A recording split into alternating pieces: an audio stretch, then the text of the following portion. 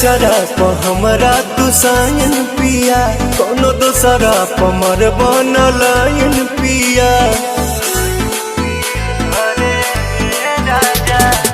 बिहना केहू के हमार वाला हक हो, मेहर के जात हई होइए जाला सक हो। सातो बचनवा न भोले हो सजनवा, लजिया बचैहा हर हाल